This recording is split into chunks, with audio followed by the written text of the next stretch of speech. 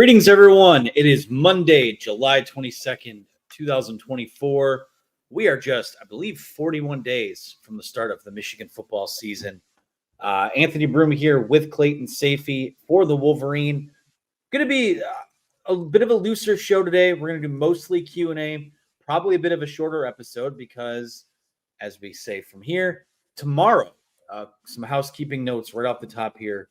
We will be live along with Chris Ballas and a host of other people, including head coach Sherrone Moore, Michigan players Donovan Edwards, Will Johnson, I believe, in the mix as well, Max Bredesen, Quentin Johnson, Samaj Morgan, Colston Loveland, Davis Warren, and Alex Orgy, along with Chloe Mullings. We will be at the Champion Circle Golf Classic at the U of M golf course. Our stream is set to start around 8:50 a.m. on Tuesday, and we will have guys rotating into the set. With myself, Clayton, Ballas will be there.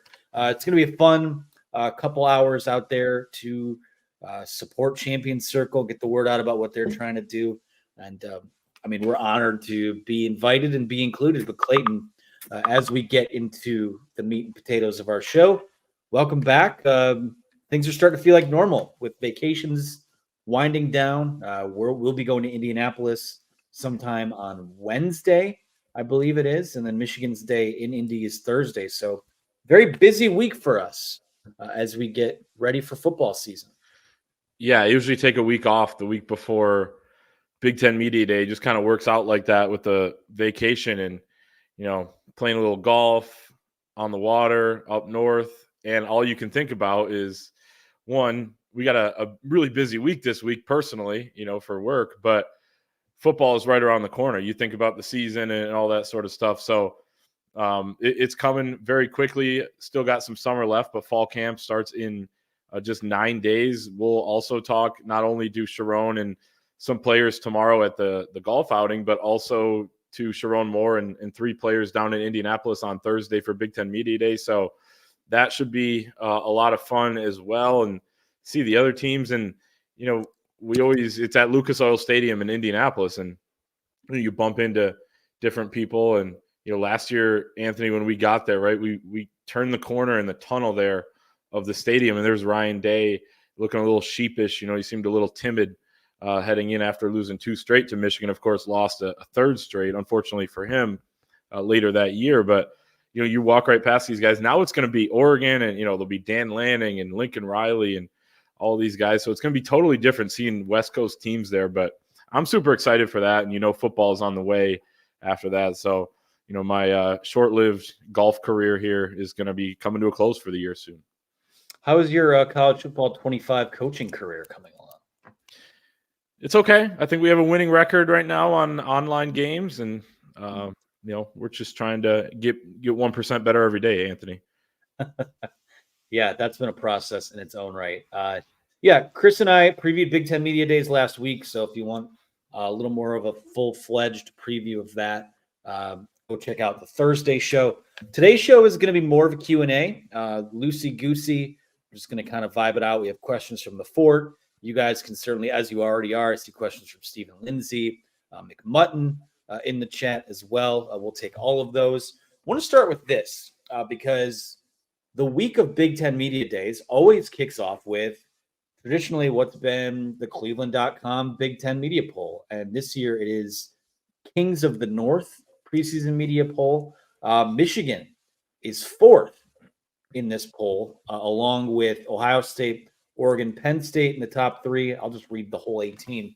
Michigan at number 4, Iowa at 5, USC at 6, Wisconsin at 7, Nebraska at 8, Rutgers at 9, Washington at 10, Maryland at 11, 12 Minnesota, 13 UCLA, 14 Illinois, 15 way down the list, Michigan State Spartans, 16 Northwestern, 17 Indiana, and 18 Purdue. So, Clayton, certainly I have my thoughts on how this all shook out. I put out the projections that I had in our football preview that maybe we'll get to in a little bit here. But Michigan, fourth in the preseason Big Ten media poll.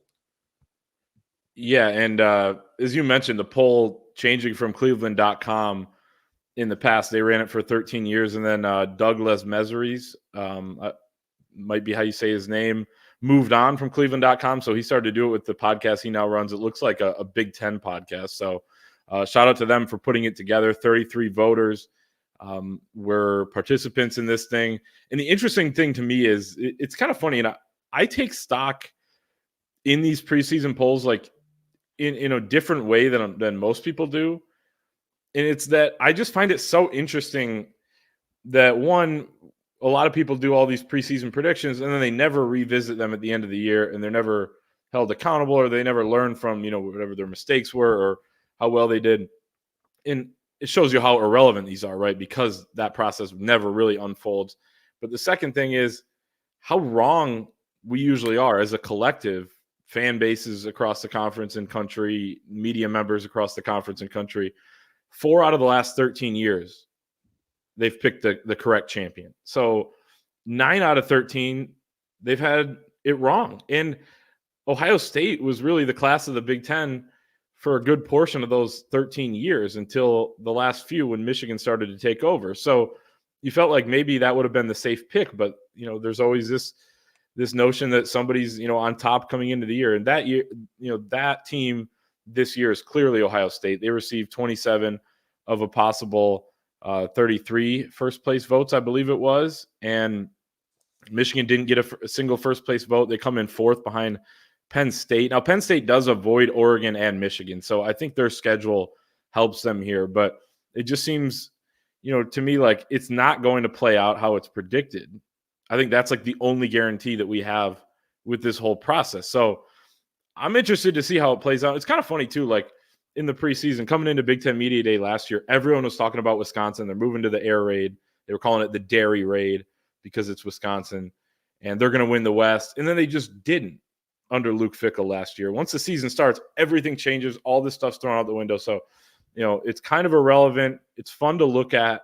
And it's fun to know that this order is guaranteed to be wrong. So that's why they play the games. It's going to be fun to watch.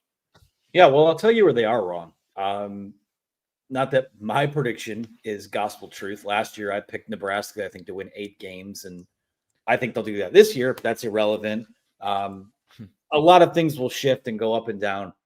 I think Oregon's winning the Big Ten. I think that they have the talent in the trenches on both sides of the ball. Of the teams that come into this conference, I think that they are built the most like what it takes to win this conference, to beat a Michigan, to beat an Ohio State. Penn State at number 3. I mean, they didn't get better this offseason. They really kind of got worse when you think of what they lost. Condre Lambert Smith in the transfer portal. He goes to the SEC. So I'm not buying Penn State at 3. Iowa at 5. Listen, I know that they're going to have an elite defense, but is Tim Lester really anything more than a marginal upgrade at offensive coordinator? USC feels about right. Wisconsin feels about right. I think that most of those teams in the top 10, I think Washington could actually be a little bit higher because I like their quarterback situation. But I'm not. And if people want to call it, a bias, I feel like in a lot of ways, we've watched a little more Ohio State football than some of these people that vote in these polls do, because we're always kind of keeping one eye on that game, right?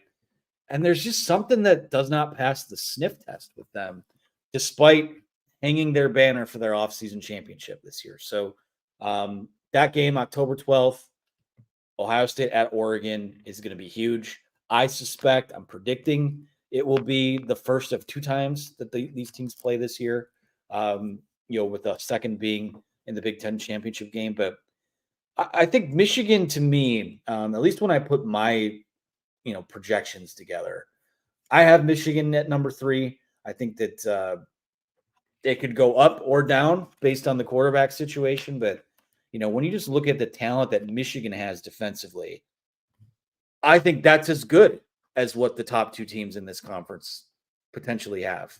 It's the offensive stuff. But, Drew Aller, I guess on paper, maybe better than what Michigan has, but I like Michigan's skill players better. I think I like their offensive line a little bit better. So, again, none of these projections. But they don't play each other. What's that? They don't play each other, though. So I think that's why I'm not that surprised Penn State was at 3, just because they avoid Oregon and Michigan. And their schedule, honestly, they look like they're in the Big Ten West of years past. They play UCLA, Illinois. They go at USC, at Wisconsin. They do play Ohio State, but it's Washington at home, Purdue, Minnesota, Maryland. A lot of the bottom half there they get. So they have an opportunity, I think. And if the other teams are screwed by some tiebreaker, which we don't even know what the tiebreaker is yet, and it's July 22nd, Big Ten hasn't released it. If other teams get screwed by that, or somebody, just because the schedules are so unbalanced, that Penn State may be able to get to Indianapolis. Yeah, and I guess part of it too is, given that this is now an 18-team conference and that not all of these teams will play each other, like there's a scenario where a 9-3, like we think a 9-3 Michigan is a better football team than maybe a 10-2 Penn State, just because Michigan plays a much more difficult schedule. Michigan probably plays the toughest schedule of any of these teams in the Big Ten this year. So it'll be interesting to see. Again, I think that the consensus for the most part is that Michigan is probably somewhere in that 3 to 5 range. I think that it's kind of that tier of Ohio State, Oregon, then your Michigan, your Penn State. Some folks will throw USC in there. Some folks will throw, an Iowa or Nebraska in there. But really, I think it's that top 2. It's maybe that next 3. And then the rest of this conference, I mean, Rutgers could be the 8th best team, or they could be the 17th best team. Like it's hard to tell, but I don't have any other major gripes with the poll. It's people's opinion. That's all it is.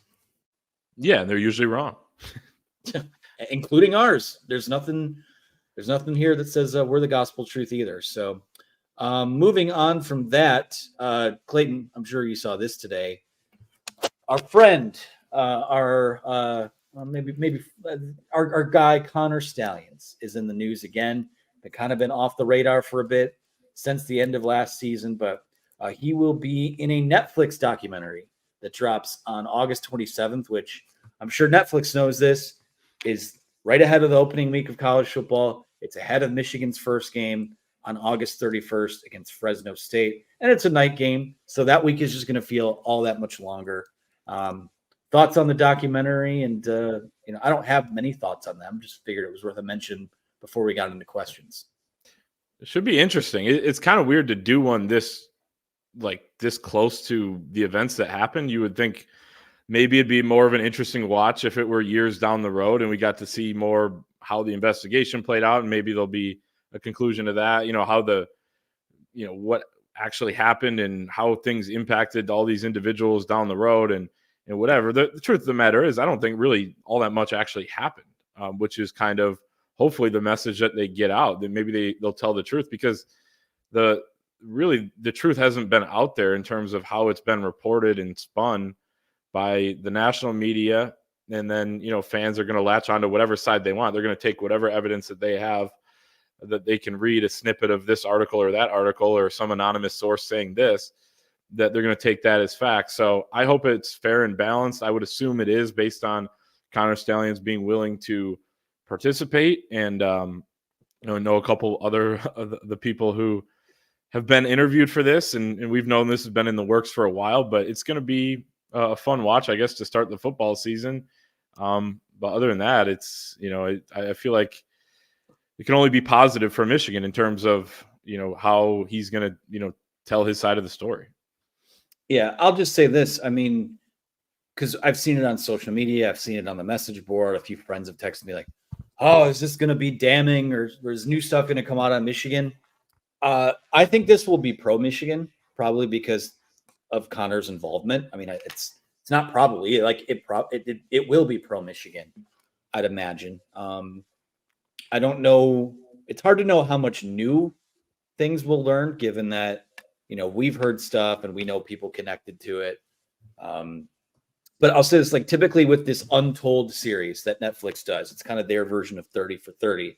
The subject of the documentary, typically the one that gives them maybe the most access, like I know there was a Johnny Manziel one, there was the Swamp Kings one, there was the Malice at the Palace one that was told from the Pacers perspective, that was Pacers propaganda as far as I'm concerned. Typically, it's a flattering portrayal for the person who's kind of like at the center of the, who is most involved with the documentary. So when it comes to, is this going to shed bad light on Michigan? Is this going to give the NCAA new information? Given that I think at this point the NCAA has talked to Connor Stallions, I don't think that there's anything that will come out of this that affects the investigation. It's just going to be something that people talk about. So, yeah, no other thoughts on that. Can we get into our questions now? Somehow lost you on audio, Clayton. Oh, I think I was muted. I said, let's do it. All right. Well, do we start on the board or do we start in the chat? Probably get to the live people. Let's take some of the live ones. We'll take Stephen Lindsay was in here first, so we'll just throw his up here. Shout out, Steve. How do you think the depth chart shakes out at tight end behind Loveland, Bredesen, and Klein? I think that right now it's probably Loveland, Klein, and then Bredesen is your fullback, your H-back type who maybe catches the ball a little bit more excited. Maybe we ask him about that tomorrow at the event. From there, it'll be interesting because you've got two sophomores in, I believe who are the sophomores? They're like, all of these guys are kind of like in the same cluster to me because you've got Brady Prescorn, you've got Hogan Hansen, you've got Zach Marshall. I feel like I'm Deacon Tonielli. There we go. Or Tonelli. That'll be probably an interesting kind of subplot to fall camp, I think.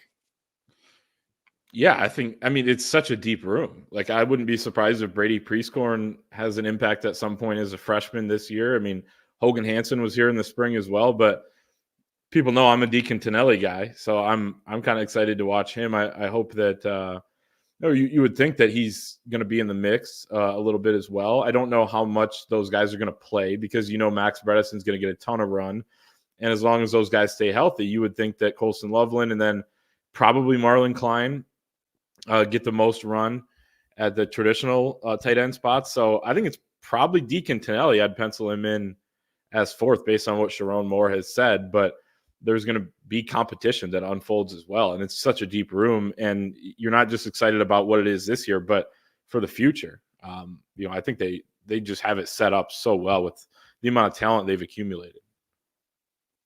Yeah, we'll go to this next one from Steven, who says, who's the fourth guy at edge and defensive tackle? At edge, so we've got Josiah Stewart, Derek Moore, TJ Guy. Probably should pull up the depth chart because I feel like the last 2 years, if we did a show like this, I'd know that entire roster like the back of my hand. I still kind of do, but fourth guy, Eda's going to kind of factor in at both spots. I think probably Moore is an interior rusher. Again, I feel you feel like you're missing out on someone. Cam Brandt to me is number 4 on the edge. What do you like about Cam Brandt? I think, one, he could play kind of the big end spot with his hand in the dirt. He can play the edge spot standing up as kind of a bigger guy who can set the edge. I think Cam Brandt is in the 2 deep there. The TJ Guy, we'll see how real it is as well and how much depth he can actually provide, because I think a benefit of what they were able to do last year was how much they rotated. But I'd say Cam Brandt, Mike Elston raved about him last year. But, of course, there are guys like Dom Nichols who really impressed in the spring game. You have Breon Ishmael as well, Americ Kumba, guys that were talked up this spring. So I think they were a little deeper at edge than maybe they expected. And that's why Eno Eda did move inside. And he even said that when we talked to him after the spring game that he didn't even know what he was going to do. And then he had all these position coach changes. And then they're like, okay, you are going to move inside. We need some more depth there. And we feel good about what we have on the outside at edge. So I think that's an indicator that they kind of like what they have there with Cam Brandt, TJ Guy, and then some of those younger guys. I'm going to take this one from the message board. This is from Braden Hudson, who says, "We know the interior offensive line will be solid, but tackles are obviously a question mark. If we can get really solid tackle play out of this O-line, is the ceiling even higher than last year's team? Right tackle rotated consistently until midseason, and Henderson didn't solidify his spot immediately. Obviously expect to throw the ball less this season as well." I don't think the ceiling is higher than last year's team because you don't have Zach Sinter. You don't have Trevor Keegan. You don't have Drake Nugent. Now, one of the guys, like if Greg Crippen could be very good. Giovanni El Hadi, I think, could be very good. Josh Preeb, I think, is very good. But are they like, is it something that you can kind of replicate what they've had the last few years? I don't have any issue saying it probably will be a bit of a step back, but I do still expect that offensive line to be very good. Tackle's a bit of a question mark. Miles Hinton, again, looks like he rolled off the football factory conveyor belt, but year 5, still sort of waiting for him to put it all together. Andrew Gentry, kind of like an Andrew Stuber-esque guy, where is he a guard? Is he a right tackle? Does their best 5 include him at tackle or guard? I think it's probably at right tackle. I think this offensive line is probably relatively set, but is the ceiling higher than last year's team? I don't know, because that's a pretty. I mean, that is the highest bar maybe that you could possibly have. So I don't know. I don't think so. Well, it's kind of interesting because I mean, ceiling. I never really liked the term ceiling or to really either cap anybody or say, you know, that they have this astronomical ceiling and then knowing that they're not going to reach it, because obviously, you know, ceiling is best case, right? This offensive line didn't reach its ceiling until the college football playoff last year. And coincidentally enough, Zach Zinter wasn't in the lineup. They moved Carson Barnhart down to right guard. Trente Jones comes off the bench to right tackle. And no one would have predicted that they would play their best football without Zinter in the lineup. So it's hard to say what the ceiling is, or did last year's team reach their ceiling or the offensive line last year? So how can we really compare that? Not to poke holes in the question, because I do appreciate the question. But, you know, I would think it could be very close to what it was last year if you get really solid tackle play, because I think tackles were holding them back last season against, you know, some of the more elite players on the edge that Michigan had to face, including Penn State. It's the big one that comes to mind, of course. But, you know, tackle, you know, they're really lucky that J.J. McCarthy was as mobile as he was, and it had as good of a feel of the game in the pocket, when to leave the pocket, as he did, because that was a key part of what he did, you know, scrambling around and everything else. So, you know, I think tackle is a huge question mark for me. I agree with you, Anthony. And if they can get really solid tackle play there, I feel good about the interior to where they might be able to perform better. I mean, last year's offensive line was pretty good, not elite most of the year.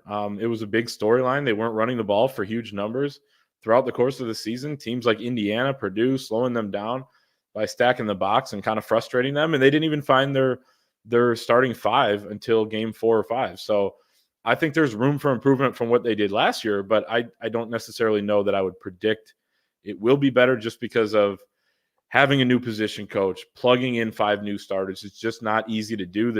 The data says that, you know, returning production on the offensive line might be as important as any other position on the field, because experience is so crucial. If you get guys that come back together next to each other like Michigan did last year, then that chemistry is already there and everything else. So they've got to build that up.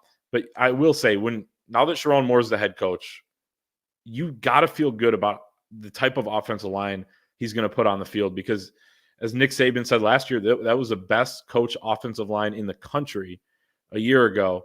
And it was him calling the shots there in addition to his duties as offensive coordinator. So you better believe that he is going to, you know, still be involved with the offensive line and make sure that they're a well-oiled machine, because it starts up front with those guys. Michigan's proved that over the last few years. Absolutely. You wanna reach in the grab bag and take one out here? Let's see. Man, Stephen Lindsay with a lot of good ones. We'll go to somebody else, though. Founders Table on YouTube says, why is no one talking about Benjamin Hall? Last year he was hyped. He was a spring game star a year ago. I think he probably got a little overhyped in the spring, maybe into no fault of his own. He still could have been solid, but he had a great spring game. Then it's like, all right, well, they have Blake Corum, Donovan Edwards, and Kalel Mullings, so we'll see you next year, kid. And now this year, he might be third or fourth, on the depth chart too.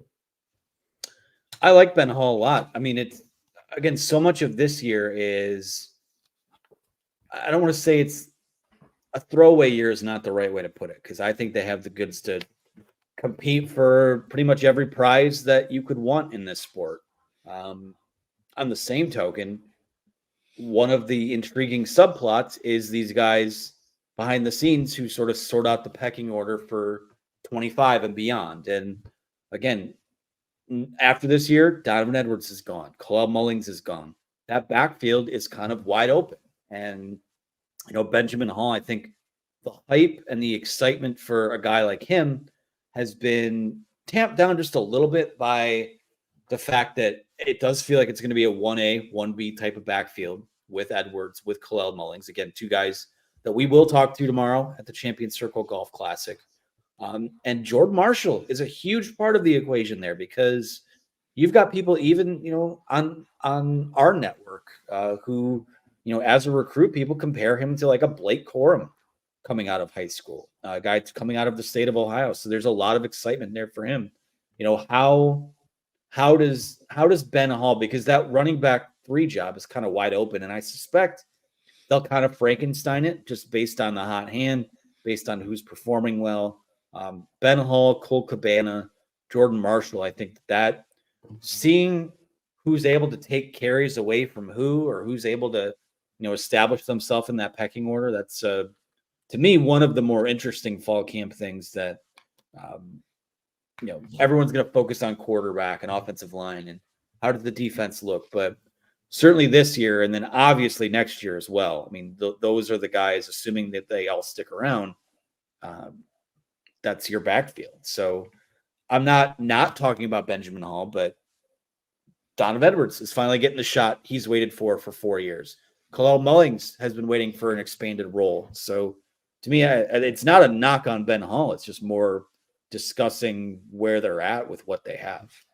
And I think running back is an interesting spot because it kind of gets sorted out in games. I mean, you can practice tells you a lot, but it's not always live. And, there are just certain things you can't find out until a guy's in live game action. And if he goes out there and, is able to have success, you're going to find the ball in your hands more and more if you can take care of the football as well. But it's kind of one of those positions where, if it's against Fresno State, Michigan's up 21, Jordan Marshall gets in the game, breaks off a 40-yard run, and then scores, a few plays later or something like that, then I feel like he's the next guy up, and he might get a carry in a big-time moment the next week against Texas if Michigan needs him to.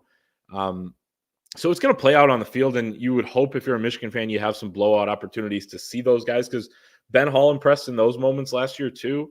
We've seen it with other guys throughout the years where they kind of seize their opportunity. Maybe by the end of the year, it'll be different than it was at the beginning. So it kind of evolves as you go. And the third running back spot too is kind of intriguing because last year they used Kalel Mullings in that role, but not as much until the end of the season. I know he battled an injury.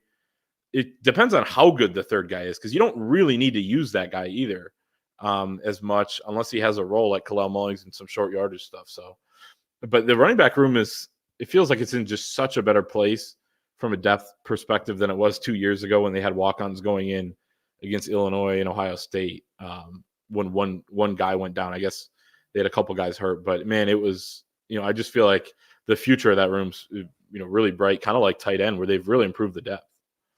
I mean, I was just about to say, it reminds me of the tight end room. Right. Yeah. I mean, because you got Colston Loveland there. You've got Donovan Edwards here.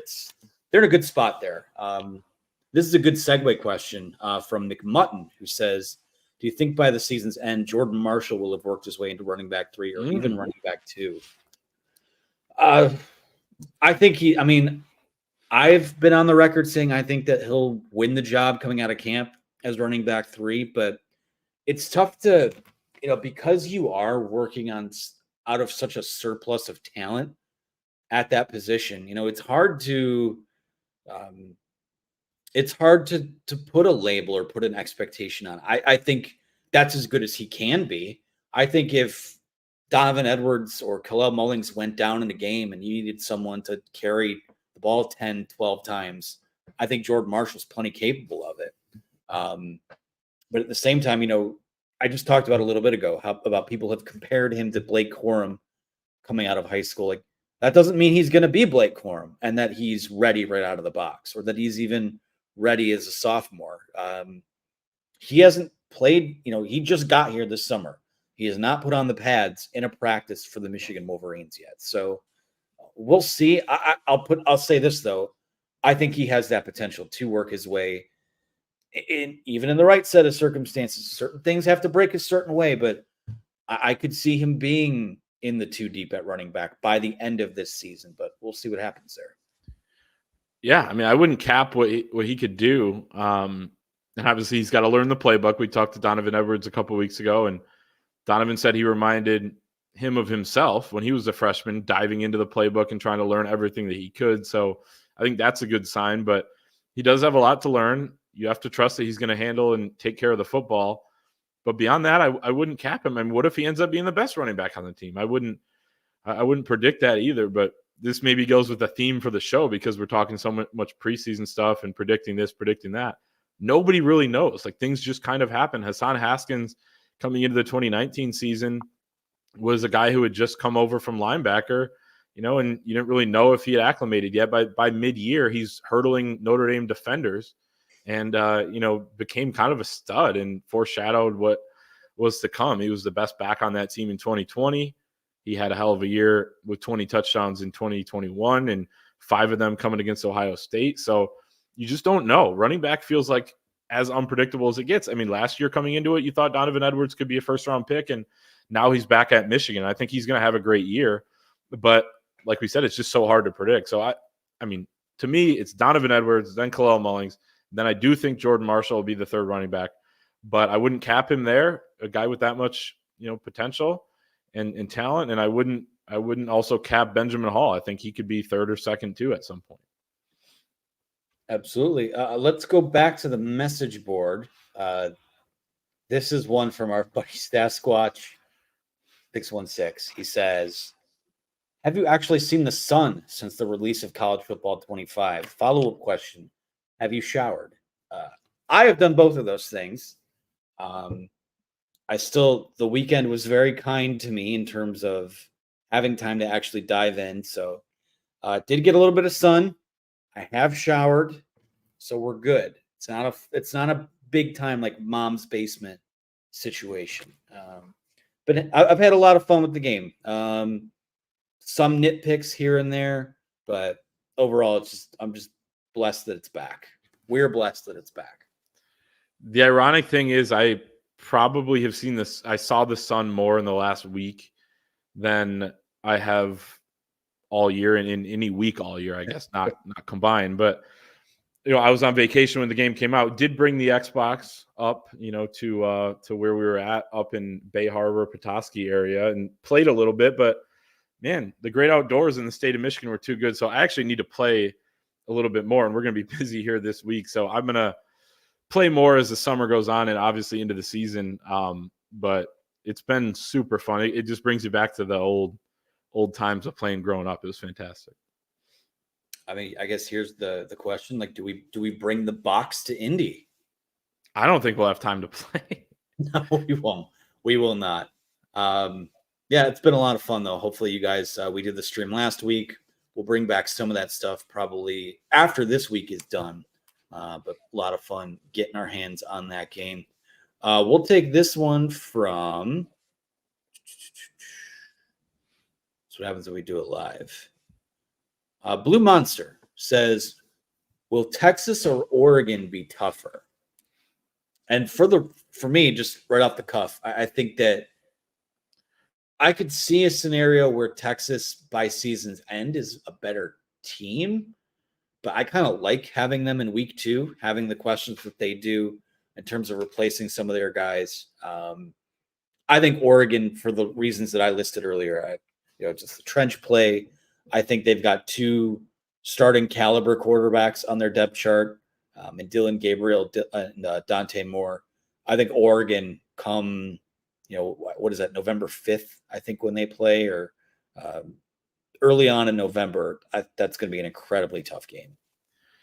Yeah, November 2nd. I think Texas is going to be tougher. I did an article series ranking the difficulty of each Michigan game, and I almost think the opposite in terms of the timing, because Michigan is going to have less of an identity on offense than it will in November when Oregon comes to town. And I think, maybe Oregon will be kind of up to speed by November 2nd in terms of what they're going to be, but will the wear and tear of all the travel throughout the season weigh on them a little bit? And you got to come into the big house. It's going to be cold. It's going to be a raucous atmosphere. So I think, and I do have questions about Oregon's defense. I do about Texas's as well. So I think early in the year, the fact that Texas has a quarterback and Quinn Ewers coming back, he's second in Heisman Trophy odds. Again, preseason means nothing, but it's worth noting, I guess. He's a proven guy who took them to the college football playoff last year, nearly beat Washington, and earned a matchup against Michigan in the playoff. They have him. They do have to replace a lot, but they have some really good transfers coming in. Isaiah Bond from Alabama. Michigan will see him twice this calendar year. He'll see him. They will see him in burnt orange this time. But I just think Texas has its core together on offense, and they're going to be a little bit more ready out of the box than Michigan will be on September 7th. But they're both going to be tough, and Michigan's got a lot of tough games on that schedule. So it's going to be interesting. And then there's always the game like Maryland last year or Illinois the year before that you don't think is going to be tough, and it ends up being tougher. So again, it's the preseason when you look at it, and no one talks about the Illinois game or the Indiana game or the Minnesota game, but one of those could be tough too. Maybe tougher than Texas or Oregon. So we'll see how it plays out. All right, it's your turn to reach into the bag. I like the CT Blue question. Which 2023 non-starter do you expect to have the biggest impact in 2024 for offense and defense? He says transfers are eligible answers. Lots of guys to choose from. Would love to hear your thoughts. We got thoughts, CT Blue. Thank you very much. There's one thing we always have a surplus of. Exactly. I think, the easy answer is to go with, well, maybe not easy, but the easiest answer I can think of right away is to go with two transfers, and it might be a cop-out, but Josh Preeb at left guard, he's an all Big Ten guy already, and then Jayshon Barham at linebacker coming over from Maryland was a starter at Maryland. So maybe they don't count because they were starters at their previous schools. I guess we'd have to get a clarification, but it's our show. We make the rules. So those guys, but I mean, to me, in terms of non-starters that I think are going to break out that are coming back to this Michigan team, Tyler Morris on offense, and I think Zeke Berry on defense could be that guy. Kenneth Grant actually is the obvious answer on defense. He was not a starter last year. I mean, he might have started a game or two. I don't think so, but he, I don't count a guy as a starter unless they started like half the game. So might be splitting hairs only because that dude was like single-handedly put Michael Penix like in a sling last year. So you're going to penalize him for being good? No, I won't. I'm going to get a little, I won't say more creative, but in the spirit of not only guys that didn't start, guys we didn't really see. I think Fred Moore is going to have a big role on this team at wide receiver. I think there's a lot they can do with him. And Zeke Berry at the nickel as well. There was a question in there somewhere about who will start at the nickel next year or this coming year. I think it's Zeke Berry's job to lose. As long as he stays healthy, I think that it's not a one-to-one replacement, but there are aspects of both like Rod Moore and Mikey Sainristil's games in terms of just having a nose for the football, having that football IQ, always being where you're supposed to be. I think that Zeke Berry has a chance to be kind of that next in line for them. So I'm excited to see what he does. I agree with that. Go ahead. His football speed stands out to me too. Like I think he plays faster than he is, and you could say the same exact thing about Mikey and Rod. So I like that. I like those comparisons. Yeah. Nicholas Hall says Michigan exceeds expectations this year from what I've read so far. Do you agree? We don't have we haven't seen a simulation of the season yet, Nick. Yeah, we have not. Might have to do that soon with that little video game. Yeah, I mean, I guess it depends on what your expectation is. Like, if you think that this is a team that is like, if you think they're a 9-win football team, like Vegas basically does, then winning 10 games will exceed your expectations. But if your expectation now is winning and legitimately keep competing for national titles, getting in the final four of the college football playoff, I don't know that they will exceed that expectation this time around. So for me, I mean, I think that they're going to be certainly defensively. I think they're going to be fine. Offensively, I think they're going to be better than a lot of prognosticators seems to think they are.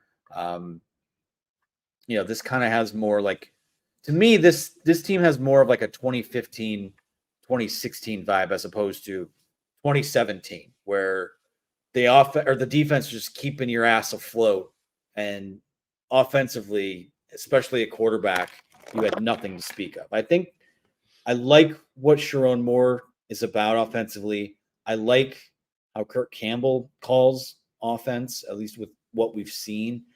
I think the two of those guys together, I think they're going to be maybe a little less clinical than Michigan offenses have been, but a little more aggressive too. And I'm excited to see how that looks. Yeah, it's an interesting when you bring up some, like, I think you definitely hope, if you're a Michigan fan, it's either 2015 or 2016 in terms of how it could look, because I do think the floor for this team, or, kind of one of the worst cases, I don't think it's the worst case to go 8-5, but would be to beat 2017 Michigan, where you just didn't have a quarterback. You had a bunch of injuries there. You were really young at a bunch of different spots. I mean, I think 11 guys had gotten drafted that past spring. You have 13 that got picked this past spring. So that's definitely a scenario. A lot of that's going to come down to quarterback play, Nicholas Hall. So I think that the quarterback could determine whether or not Michigan exceeds expectations. People are pretty conservative right now with the Michigan predictions. It's 9-3, 10-2, third or fourth in the Big Ten. No one's going on a limb and saying one, and that's because there's uncertainty mostly at quarterback. I mean, I think we've talked about this, Anthony, probably on the show, that if J.J. McCarthy would have come back, this is a consensus top 2 team in the country. It's not even close. But he didn't come back, and you don't know who the quarterback's going to be in late July, and it feels as wide open as it's been since 2010, when no one knew who the starter was until Denard Robinson came out and carved up UConn. So, I just think that it's hard to predict a team like Michigan this year because of the uncertainty, because of the new look Big Ten. So I would imagine they exceed some people's expectations, but you're getting, a very conservative expectations as well. So third, fourth in the Big Ten could mean you're in the playoff and you do pretty well. And that might be right on what some people are predicting. So I think they're going to be motivated by the predictions for sure. Definitely. And we'll talk to them about that tomorrow, I assume, on the show, 8:50 a.m. on the YouTube channel. Another plug. Tuesday morning, golf outing. We'll go to the super chat from Michigan Go Blue 1234 for $4.99. Again, if you want to get your question in front of the line, that's the function to use, using that donate button below. We got about 15 minutes left in the show here. Michigan Go Blue 1234 says, "Do you think we will beat Ohio State?" And I'm going to lean no, just because of the quarterback situation. Now, again, I know that Ohio State has questions at quarterback too, but like, for them, if things don't work out with Will Howard, then you turn the page to Julian Sayin, or you turn the page to Aaron Noland. I mean, they just have so much more talent at that position. Or Devin season went. So to me, that's the separator. I think that Michigan will hold up fine in the trenches against them. I think that anyone in Columbus who thinks that that's going to be a layup is sadly mistaken. I think this Michigan roster is full of guys that know what it takes to win that game. And to be frank, the Ohio State roster is full of guys who have never won that game. So to me, I think 4 in a row is going to be really difficult. 2 in a row was going to be difficult. 3 in a row was unthinkable in a lot of ways when you look back on it. So I do think Ohio State, on July 22nd is rightfully favored to win that game. Yeah, and it being in Columbus is, makes it tough for Michigan too. I would pick Ohio State right now as well. But like you said, it may not be easy. I mean, not to use this comparison, because I don't think Michigan this year is going to be all that close to 2017 Michigan. But even that game, Michigan's up 14-0 against Ohio State, which was a fantastic team at the end of the first quarter. Place was going absolutely nuts. This one, of course, at the Big House, but Michigan was on its third string quarterback in John O'Korn. If Brandon Peters was healthy for that game, who knows what would have happened. Of course, I'm not saying that Michigan should have won or woulda, coulda, shoulda sort of thing, but I'm just saying that these games can be a lot closer. I mean, think of some of the Brady Hope games where they were closer than they should have been. 2013, Michigan also maybe quote unquote should have won that one as well. They go for 2 at the end and don't get it. So it could be very close down there. 2012 as well. Michigan had a lead at halftime, so it could be very close. Michigan's going to be better at the end of the year, you would assume, as long as they stay relatively healthy than they will be at the beginning. And they're going to have a fighter's chance. And then there's the element of the pressure that Ohio State has on it, how they haven't been able to deliver in these moments over the last 3 years, and how that mental hurdle that they're going to have to get over if they are going to beat Michigan. And on the flip side, Michigan has no fear. They're going to go down there with a bunch of guys, like you said, that know how to beat Ohio State. And that is not a small factor in this rivalry. We saw it play out in the 90s, and we could see it play out again this decade. I think so. There's so much of it that's the pressure that surrounds the game too, right? Like, yes, I don't, even if Michigan goes in as like a 10.5 point underdog, whatever the line is, they are not going to give a shit about playing in that. Like they will be ready. I love that even more. Yeah. Yes, absolutely. And for Ohio State, like when everything, that spotlight the last few years has been turned on them in one of those gotta have it moments, they turtle. And even last year, the difference in that game last year was Sherrone Moore was aggressive and Ryan Day was conservative.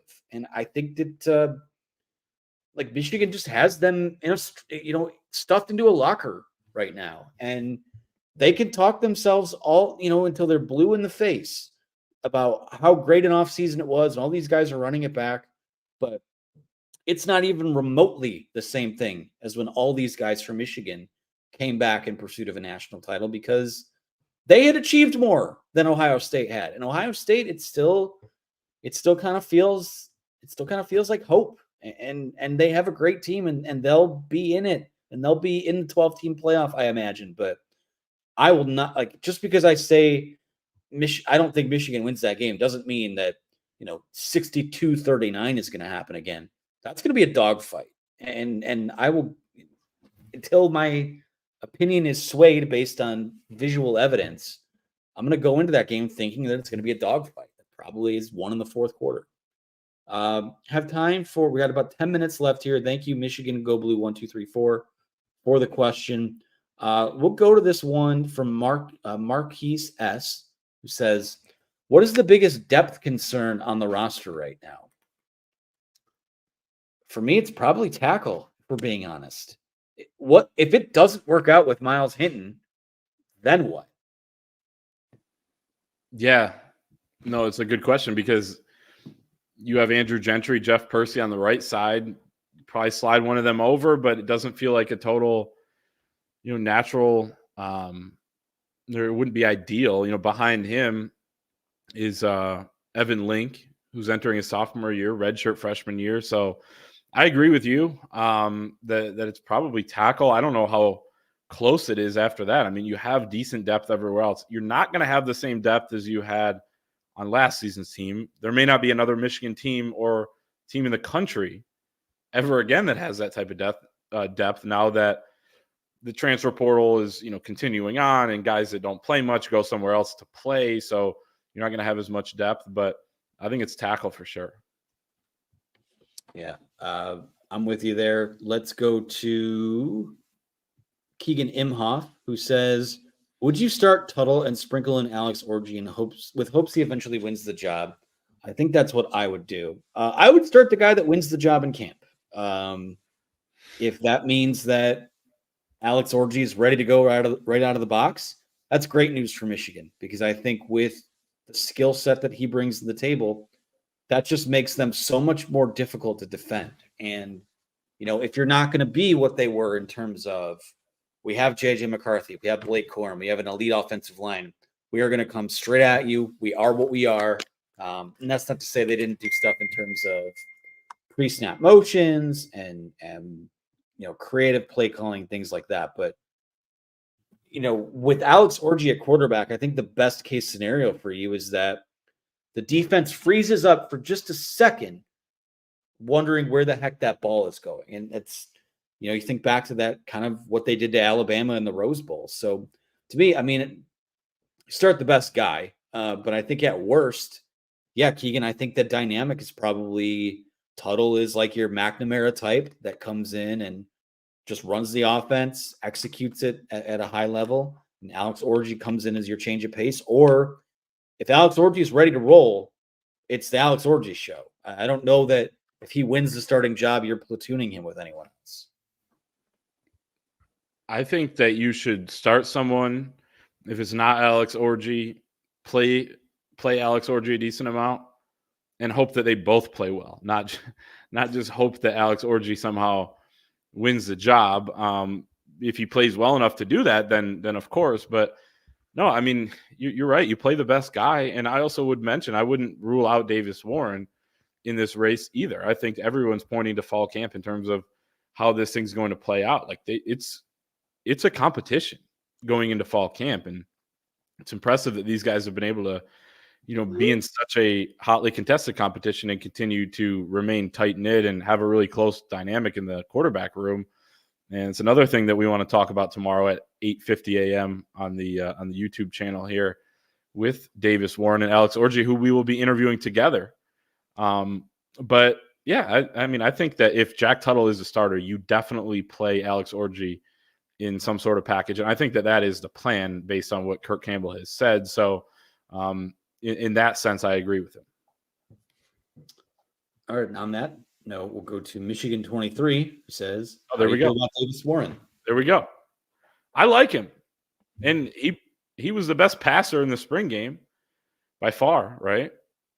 I thought so. I mean, talk about a guy that just operates the offense. I mean, yeah, part of it was circumstantial, but when Cade McNamara lost the job to JJ McCarthy in 2022, then gets hurt, Davis Warren was your number 2 quarterback. Like, he upended Alan Bowman, who's now looking like he's going to be a 2-year starter at Oklahoma State. So something I like about Davis Warren is that, and I'll ask both of these guys about this tomorrow, but last week when we talked with Orji at the Wolverine Boots event, he more or less said that, like, Davis Warren is like a quarterback junkie in terms of charting throws, tracking throws, like knowing how to take care of your arm. It's almost like kind of having another quarterback coach in the room, which is how those guys feel about Jack Tuttle too. Like, if he didn't come back for a 7th season, it seems like he would have been on the staff as like an analyst or a grad assistant of some kind. So, they've got,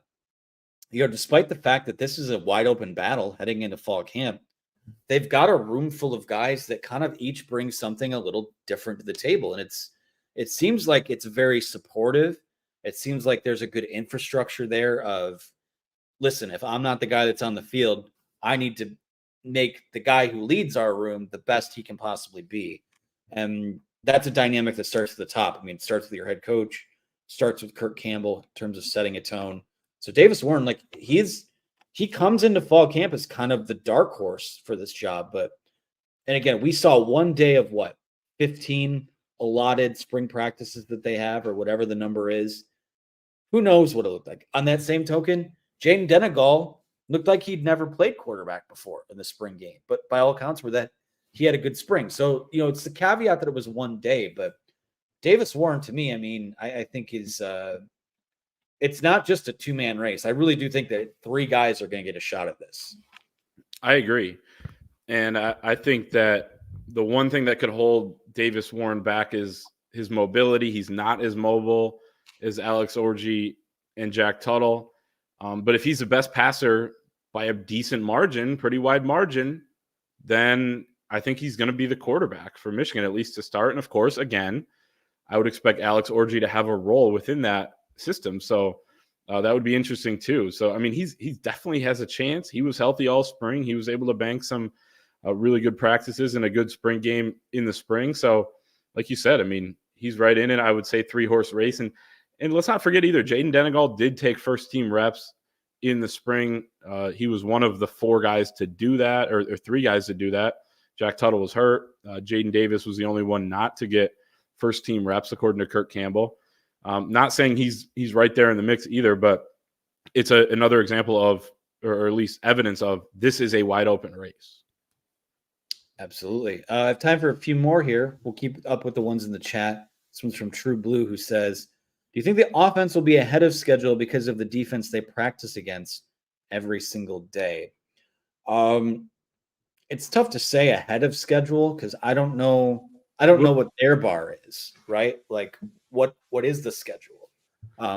True. I say it can't hurt, right? Like I think it could expedite the development of the offense, but I don't know if ahead of schedule is the way to put it. I mean, maybe because of that defense, the way they develop is on schedule, right? So it's kind of an internal expectation, but I don't think it can hurt. I mean, and we heard this in the spring too. Like they were Sherrone wanted Wink to throw the kitchen sink at those guys because pressure can burst pipes or it can create diamonds, right? So I think for me, it's only a positive. I'm just thinking of like a hilarious spin zone where, like, since the offense is worse than the defense, it might actually be better against other teams. And the defense actually may not be as good against other teams because the offense isn't as good, which doesn't actually make sense. It contradicts itself. But would it be like the offense playing on what's the game mode in the video game past All-American? Heisman. So it's like the offense playing on Heisman every day in practice and then going out and playing on All-American or varsity, depending on who you're playing. It definitely helps. I mean, that's been a big factor. And it goes both ways. One, because the Michigan defense every day in practice sees an offense that is very multiple, that uses a bunch of different personnel groupings, that uses a bunch of different formations, that uses a lot of motion, all this different stuff, shifts that Michigan teams do, and I'm sure will continue to under Sherrone more. And then on the other side, the offense benefits from all the different coverages they use, the different fronts, the different disguises. So the way Michigan plays and its systems do help each other. That's complementary football, not just during the game, but during the week and during the year, 365 days a year. That will help. I think it'll help the offense, but the one downside could be the defense is so good, you don't even have time to read anything or whatever. That's on the coaches to set it up to where the offense does have time. I mean, you don't want to make it easy for them, but you want to make sure they can get good reps in. And I'm sure the Michigan coaching staff is doing that. So long answer, too long didn't read, is that yes, it should be beneficial. All right. We'll end on this one from Jared Smith, who says, thoughts on Wesley Walker? Yeah, another guy in that safety rotation, I think, is going to play a ton. I think all of those safeties are going to play a lot.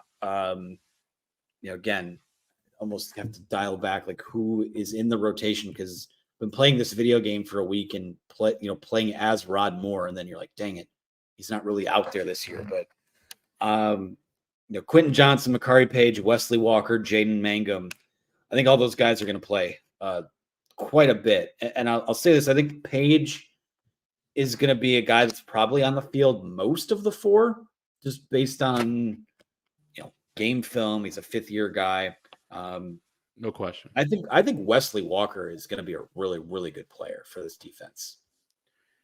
Yeah, I mean, I could see him, having a pretty big role as well. I mean, Quentin Johnson coming back was really significant, and they needed it, especially at the time before they got 2 portal pickups at safety. But Wesley Walker's started more games, played more snaps, has more experience, played in the SEC, didn't allow a touchdown last year.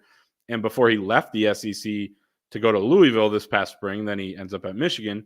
But before he left the SEC at Tennessee, he was coming back as the top graded safety in PFF rating in terms of returning safeties in the league coming into this next season. Now, of course, he ended up leaving the conference, and PFF grades you have to take with a grain of salt. But he's played a lot and he's played well. He has experience, so I wouldn't be surprised at all if he's a starter. And then Jaden Mangum and Quentin Johnson are more of, guys that rotate in, along with Makari Page. I totally agree with you. I mean, he's going to play pretty much every snap they can get him on the field and keep him fresh with. So I think he's going to play a ton, but beyond that, it's pretty open. And the depth in that room is a lot better than it looked, a few months ago. Yes, it is. All right. Well, this is a good place to cut it. We're going to get bonus content from us this week, given tomorrow's stream, given Big Ten Media Days. Again, just a reminder, we will be live at 8:50 a.m. on our YouTube channel. We'll talk to Sherrone more, be talking to several prominent players from Team 145 at the Champions Circle Golf Classic. So excited to be there. So excited. Extremely thankful for the opportunity to be at the event. It means a lot, that consideration as well. So we'll be there. We'll be holding it down. It'll be Clayton, Chris, and myself, along with that rotating fourth member. So for Clayton Safety tonight, for our producer Megan behind the scenes, I'm Anthony Broom. Thank you so much for watching, and we'll talk to you tomorrow morning.